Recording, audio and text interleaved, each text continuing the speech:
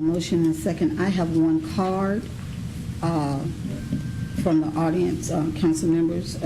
If you want to, Councilmember Myers, would you like to hear from the public, or would you like to speak? I'll wait and hear from the public before I speak. Okay. I have Jibril, Sulaiman.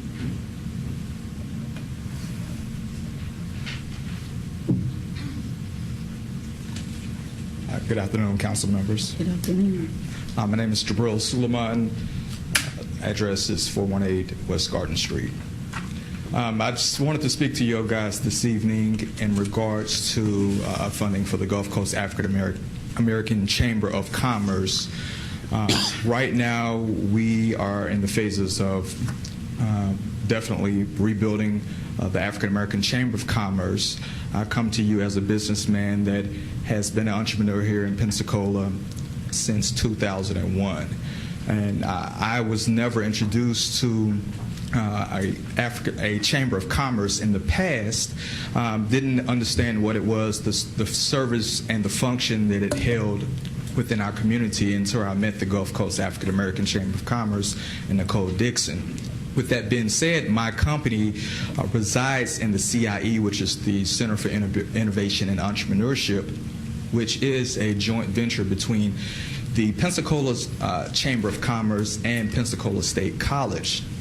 Unfortunately, after 2 years of being in that program, I'm still a part of that program, I was never asked to become a member of the Chamber of Commerce. I was never courted as a member with that possibility.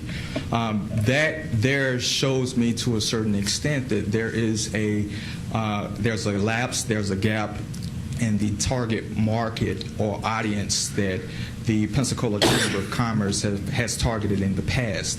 We want to be able to fill that gap with the Gulf Coast African American Chamber of Commerce in building economic development and building workforce development here within this community. I am now a board member of that Chamber of Commerce, and I definitely ask you guys to consider a budget increase for our organization, as we have a lot of things on the plate that we want to definitely be able to accomplish here in Pensacola. Thank you. Thank you. Councilmember Spencer. Thank you, Madam President. And I do not want the young entrepreneur, Jibril, to feel like he came up here and hasn't elicited some sort of response and reaction from our council. Specifically, I have a few questions to ask, and I too am in support of adopting this tentative budget, but I want this gentleman to understand, and I want to ask some questions about what we can do in the near future as it relates to him. Mr. Sulaiman, could you come back up, please? Thank you, Madam President. Thank you. So my question is, Madam President, is probably going to have to be directed to Yvette, as well as other administration members, staff members that are here, since Mr. Barker's not here. I know that we recently, maybe it was through the mayor's direction, as recently as this week, allocated some funding for a particular organization that assisted them. It was Truth for Youth. So that was strictly the mayor's allocation, am I correct?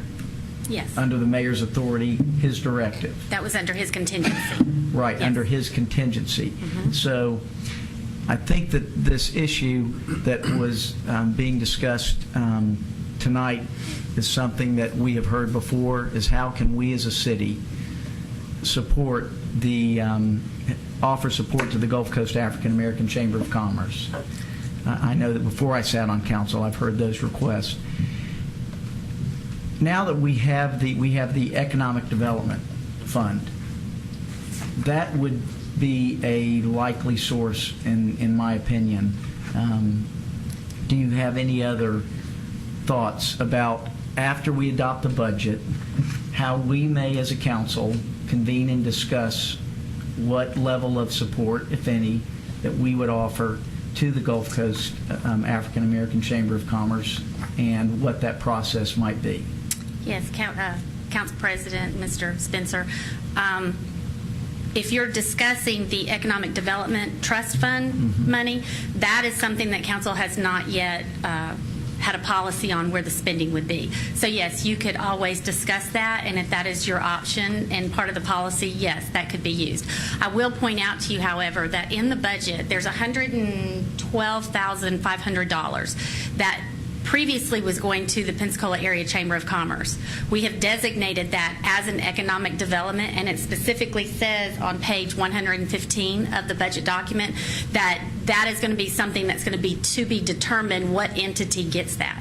So there is that pot of money that's still there that has not been determined yet of where it's going to go. So that could be something that discussions could be had, because we did not specifically designate that to the Chamber of Commerce this year. All right. Thank you. I appreciate that information. Thank you. All right. And I encourage you to diligently stay in touch with me. I know we've had a few meetings as well as other members of council. We will. Thank you, Council. Okay, we have another speaker for this item, Ms. Nicole Dixon.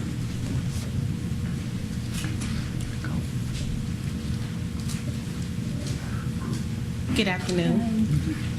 Thank you guys for having me. I just want to take a few minutes and just go on the GCAACC funding again and talk about things that we've done in the last 6 to 7 months that I've been the Executive Director of the Gulf Coast African American Chamber of Commerce. Since I've been in all the positions of March of this year, we have grown from 15 to 77 members.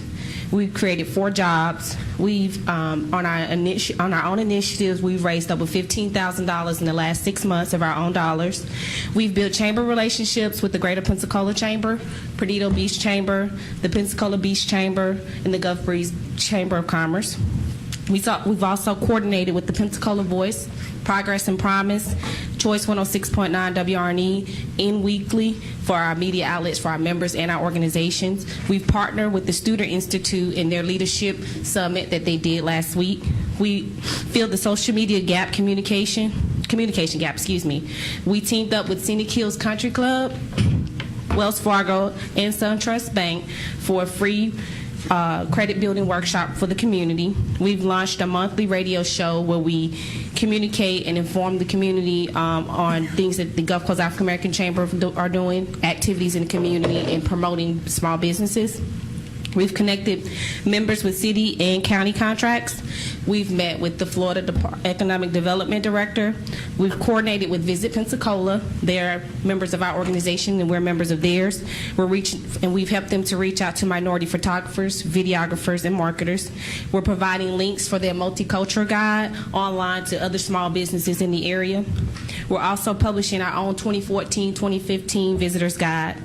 We've started the GCAACC Ambassadors Program, and what this has done is it's created a way for 4 individuals who care about the community to give back through the Chamber. We've encouraged the community to spend money with small businesses through our Business Carnival and our Minority Business Bazaar.